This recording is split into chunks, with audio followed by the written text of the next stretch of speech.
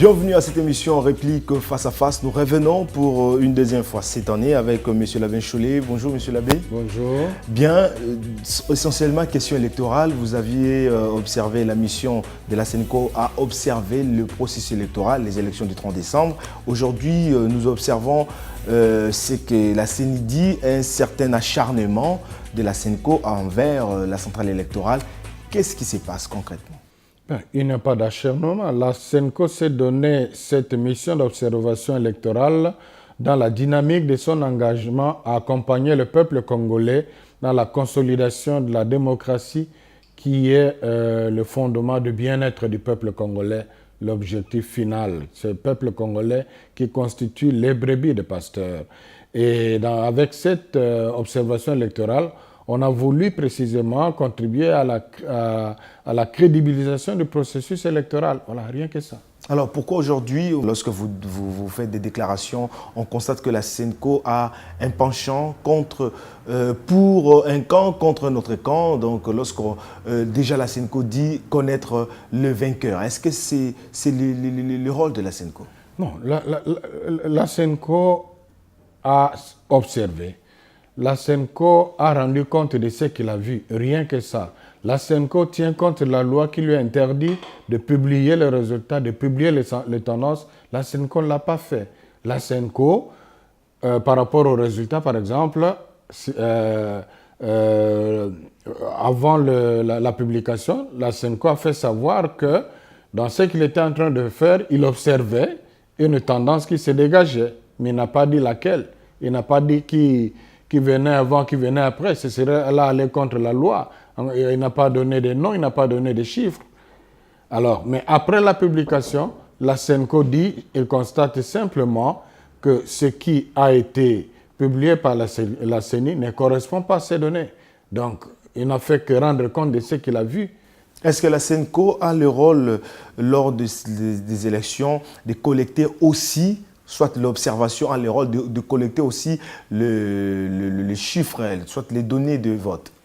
La SENCO n'a pas l'ordre, le droit de publier, mais la SENCO était dans ses droits. Des observateurs de la SENCO étaient dans leur droit de retenir, de noter ce qui était affiché, alors déjà publié par la CENI. Alors lorsque vous parlez, vous connaissez un peu les données des chiffres de vote, alors que vous n'aviez reçu aucun document des bureaux de vote, parce que vous n'étiez pas des témoins, vous étiez des observateurs.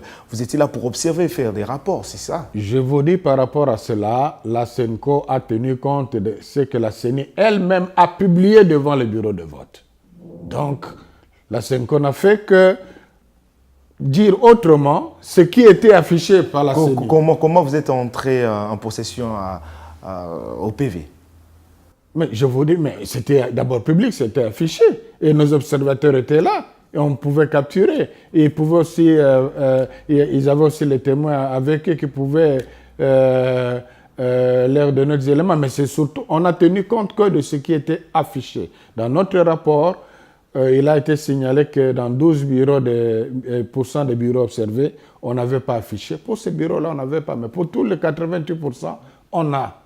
Donc aujourd'hui, si on demande à la SENCO de démontrer clairement avec les PV si ce qu'elle avait dit que les données que la CENI a publiées, ce ne sont pas des vraies données, la SENCO n'a pas de preuves. La SENCO a le support de tout ce qu'il a allégué dans son rapport. C'est support de la CENI ou bien les supports de la SENCO? Les supports, non, la SENCO détient les supports.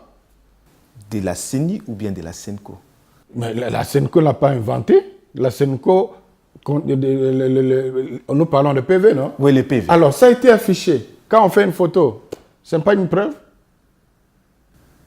Alors, hier, nous avons vu le Conseil de sécurité a invité M. Outembi, le président, M. l'abbé Outembi, l'évêque Outembi, président de la SENCO et le président de la CENI. Qu'en était-il? Qu'est-ce qui s'est passé dans leur échange avec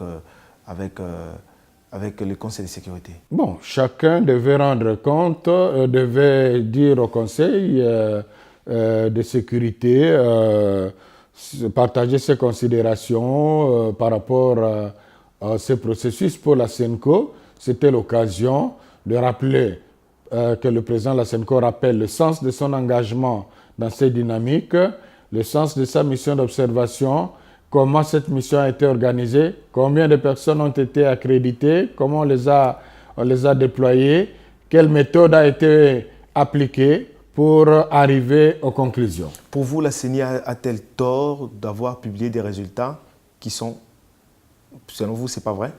Nous n'avons pas, avec toute la prudence, nous n'avons pas fait un jugement. Nous avons dit ça ne correspond pas. Et ce que nous avons dit, c'est pas un jugement. Lorsque Ah, vous dites ça ne correspond pas. ça ne correspond pas à ce que nous avons vu devant le bureau de vote. Voilà. Monsieur l'abbé Nchoulé, aujourd'hui, la République démocratique du Congo, après la publication des résultats, pour la toute première fois, nous avons vu la population jubiler et fêter. On n'a pas vu de coups de balles, de coups de feu. On a vu un calme, et surtout à Kinshasa. Est-ce que ce n'est pas une réussite déjà par rapport à ces processus qui semblaient être flous? Mais c'est aussi un résultat de l'éducation civique de la SENCO. On a fait un grand travail en amont pour préparer. Je crois que la veille de la publication des résultats, on a lancé un message aussi dans ce sens-là avec Simon Sel et les autres et l'ECC. Donc nous ne pouvons qu'être contents que le peuple congolais n'ait pas privilégié la voie de la violence en lieu et place de la voie du droit. On vous accuse aujourd'hui d'être en connivence avec la Mouka. Veuillez le démontrer. On est habitué à ces discours-là. Chaque fois que les discours de la SENCO rejoignent les intérêts les uns, on est avec ceux-là.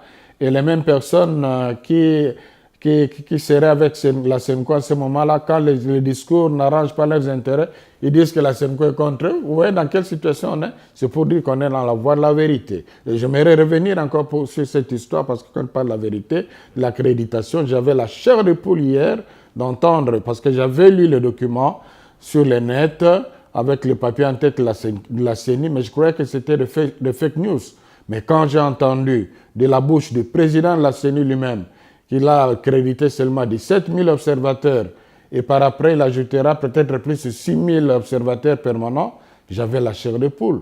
Nous avions bel et bien reçu sur le 41 026 à accréditation sollicitée, on a reçu l'accréditation pour 40 850. Et de ces 40 850, il y a 959 qui n'ont pas opéré parce qu'il n'y avait pas d'élections, quand bien même ils avaient des accréditations, ils n'avaient pas d'élections à Beni, Butembo, à Ayumbi. Donc, il y a 176 seulement qui n'ont pas été accrédités et on les a quand même déployés pour observer les incidents. J'étais avec le bishop Djamba qui était au lieu aussi scandalisé, alors qu'ils avaient déployé ils ont reçu des accréditations pour Kinshasa plus de 2000. Dans les documents de la CENI, ils disent 3. Donc là, il y a deux hypothèses. Ou alors, c'est vraiment l'administration qui est défectueuse, et c'est très dangereux dans ce contexte actuel, où c'est la même administration qui devait s'occuper de la comptabilité des résultats, ou alors c'est une prise de position politique, c'est-à-dire pour minimiser le poids de l'observation de la SENCO et que les gens ne prennent pas en considération. Mais je crois que le peuple congolais est mûr pour comprendre que la vérité est de quel côté. Pour vous, la CENI n'est pas fiable à tout ce qu'il publie? Par rapport à l'accréditation ou alors les services disons, au niveau exécutif a été vraiment défaillant, que le niveau national qui n'a pas pu vérifier est induit en erreur. Parce que où est-ce qu'on a eu tous les macarons? Parce que le 176 qui n'ont pas été accrédités, c'était parce qu'il y avait rupture de cartes. Et nous savons que c'était à Kasongolunda, Popokabaka, nous savons que c'était à Kulongongo dans le Bas-Congo. Alors, où est-ce que partout on a eu des cartes d'accréditation si on n'a pas eu l'autorisation de la CENI? Le président de la CENI lui-même a donné une instruction. Si je savais qu'on devait en parler, là, je pouvais chercher la copie au secrétariat exécutif provincial de faciliter l'accréditation de la SENCO. La SENCO avait un objectif d'aider la République démocratique du Congo à une alternance démocratique ou bien à exiger la vérité des urnes. Oui, la SENCO a toujours été, n'a pas changé de camp. de point de vue, la SENCO est toujours constante. La SENCO ne veut pas briguer le pouvoir. Vous n'avez pas vu un évêque ou la Benché, le candidat quelque part, heureux ou malheureux. Jamais vous le verrez. Chacun est dans sa vocation, chacun est de sa mission. Et nous, notre mission, c'est accompagner le peuple congolais vers la consolidation de la démocratie. Un des proches de Félix Tshisekedi, qui était son directeur de campagne, a déclaré quelque part que il avait vu la SENCO et pour montrer combien ils avaient déjà gagné. Et la SENCO, vous les avez félicités. Écoutez, clarifions un peu cette histoire. Nous avons effectivement reçu les gens de cash, envoyés par M. Kamere, avec des données pour 3 millions et quelques de votants, pendant que nous, on avait plus de 13 millions de votants. Alors, dans la compilation qu'ils ont faite de ces 3 millions-là, c'était le président Félix qui était donné vainqueur. Alors, on a accepté la confrontation. Et je vous dis, c'était devant témoins. Nous avons appelé le porte-parole de l'ECC, nous avons appelé le bishop Djamba de Simoncel. Ils étaient présents pour dire qu'on n'avait vraiment rien à cacher. On a d'abord parlé de la méthodologie. Ils ont accepté que leur méthodologie ne permettait pas de tirer une conclusion au niveau national, parce que c'était des données brutes. Si vous amenez dans les 3 millions de voix, vous prenez les 2 millions, là où un candidat est largement vainqueur, c'est tout à fait normal. Donc à ce niveau-là, les choses étaient clarifiées. Le deuxième niveau de clarification, c'était vérifier maintenant la fiabilité de nos sources. Parce que nous avons procédé par des formules statistiques, c'est scientifique, mais si les sources sont erronées, les résultats de la SENCO seraient aussi erronés. Alors nous devions maintenant prouver, nous, à cash, que nos données n'étaient pas erronées. Comme eux avaient 3 millions et que la mission de l'observation de la SENCO avait 13 millions, ça signifie que la SENCO était censée avoir aussi les données de cash dans ces données. Vous comprenez? Bon, c'est à cette vérification-là qu'on est passé. On leur a dit, bon, voilà, choisissez n'importe quel bureau de vos données. Il suffit de donner le numéro du bureau et on a projeté devant les témoins, comme je dis, pas. Donc tout ce qu'ils ont pris correspondait. Ça signifie quoi? Toutes leurs données étaient dans nos données. Ça signifie que nos données sont fiables. N'empêche, je les ai félicités. Parce que ça a prouvé aussi que les données qu'ils ont amenées, ce n'étaient pas des données erronées. Mais c'est nous qui avons 70% et pas eux. Est-ce que c'est votre rôle d'avoir ces données? Mais pourquoi pas? On les a comme observateurs. Est-ce que c'est le rôle de l'observateur? C'est ça la question. Oui. Est-ce que l'observateur est limité à observer les déroulements, la forme et non les fonds? Parce que le fond, c'est la CENI qui organise les élections. Vous êtes au niveau de la forme, la crédibilité. Je ne suis pas pour cette. Tu ne me diras pas une loi où on interdit à l'observateur. Mais quelle est la mission des observateurs? C'est d'observer le déroulement des élections. La compilation, ça fait partie des déroulements des élections. La publication, ça fait partie des déroulements des élections. Oui, c'est-à-dire, on a compilé, oui. On a dépouillé, oui. On a affiché, oui. Mais ce qu'on a affiché, c'est conforme au vote. Là, ce n'est pas votre rôle, monsieur. Si, pourquoi pas?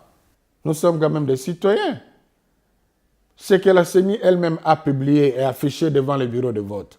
Si nous nous rendons compte qu'à la fin, quand on fait la comptabilité par rapport à nos données, ça ne correspond pas, quelle loi avons-nous violée?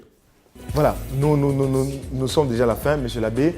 Quel est votre dernier message par rapport à aujourd'hui l'opposition? On doit dire l'opposition a gagné aujourd'hui. Quel est votre message? Écoutez, nous appelons à la vérité. Nous recommandons que la Cour constitutionnelle fasse les choses correctement. Merci. Merci beaucoup, monsieur l'abbé.